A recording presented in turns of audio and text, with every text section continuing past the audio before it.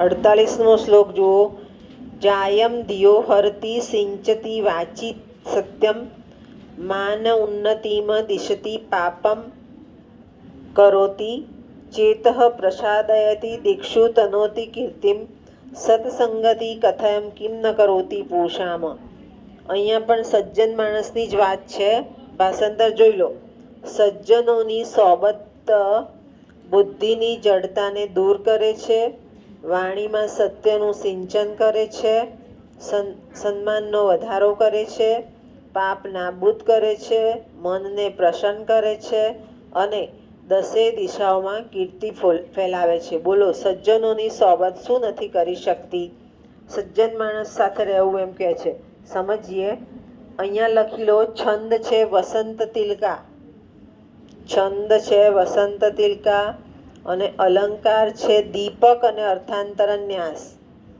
અલંકાર પણ નોંધો, જેને વધારે માર્ક જોઈએ છે સમજૂતીમાં આવું લખે. અલંકાર છે દીપક અને અર્થાંતર ન્યાસ. હવે સમજી લઈએ. આપણે બધા સામાજિક પ્રાણી છીએ, તો આપણે દરેક જણા જોડે કામ કરવું પડે છે. તો હવે કામ કોની સાથે કરશું? તો દુર્જન છે એની સાથે કરશો તો એવા થઈ જશો. વાતોડિયા સાથે બેસશો તો વાતોડિયા થઈ જશો. ભણવાવાળા જોડે બેસશો તો ભણવાનું કામ કરશો. એટલે કહેવાનો અર્થ એ છે કે, અને આના માટે એક સુભાષિત પણ છે કે આપણે મિત્રતા કોની સાથે કરવી? તો સમાન સાથે કરવી. આપણી સાથે જેનું સામ્ય ધરાવતો હોય ને એની સાથે કરવી. કેમ?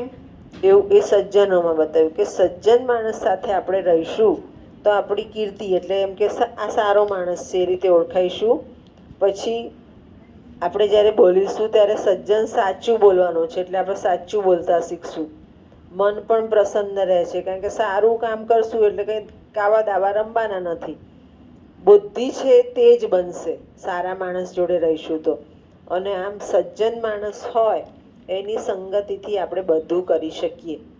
પણ પસંદગી કેવી છે એ મહત્વનું છે કે પસંદગી કરીએ છીએ ત્યારે આપણે આપણા સમાન સાથે કરવી જોઈએ અને સારા માણસ સાથે કરવી જોઈએ એમ કહે છે.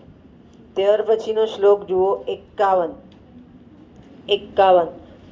તૃષ્ણામ છિંધી ભજક્ષમામ જહિમ મદમ પાપમ પ્રતિમા કૃથા સત્યમ બૃહન્યાહી સાધુ પદવીમ સેવસ્વ વિદ્વજનમ માન્યમાનાય વિદુષો અપી અનુનય પ્રચ્છાદશ્યાન ગુણાન કીર્તિપાલય દુઃખિતે કુરુ દયામ તે શતામ ચેષ્ટિતમ.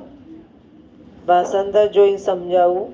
તૃષ્ણાને છેદી નાખ, ક્ષમા અપનાવ, અહંકારને મારી નાખ, પાપમાં આસક્તિ ન રાખ, સાચું બોલ, સજ્જનોના માર્ગને અનુસર, વિદ્વાન માણસોનું સેવન કર, માનનીય વ્યક્તિઓને માન આપ, શત્રુઓને સમજાવી લે, પોતાના ગુણોને પ્રગટ ન કરે, દુખિયા ઉપર દયા રાખે. આ સજ્જન. અહીં બધે સજ્જનની જ વાત કરી છે. છંદ લખી લો. શાર્દુલ વિક્રીડિત અને અલંકાર છે અનુપ્રાસ. છંદ છે શાર્દુલ વિક્રીડિત અને અલંકાર છે અનુપ્રાસ. શું કહે છે? તો સજ્જન માણસ છે એને ઓળખવો કઈ રીતે? તો એ બહુ બધી ઈચ્છા ન રાખે. કોકને ગાડીમાં આવે ને પોતે સાયકલ લઈને આવતો હોય તો એને ઈચ્છા નથી કે હું શું કરું, એ પોતાનું કામ જ કરે છે. અહંકાર ના રાખે, અભિમાન ના હોય. બીજું, એની સોબત હંમેશા વિદ્વાન સાથે હોય, પોતાનાથી ઉચ્ચ બુદ્ધિશાળી હોય ને એની સાથે રહે. શત્રુઓ સાથે સમજાવટથી કામ લે. શત્રુઓ એ નહીં હોય પણ એ સમજાવીને કામ લે.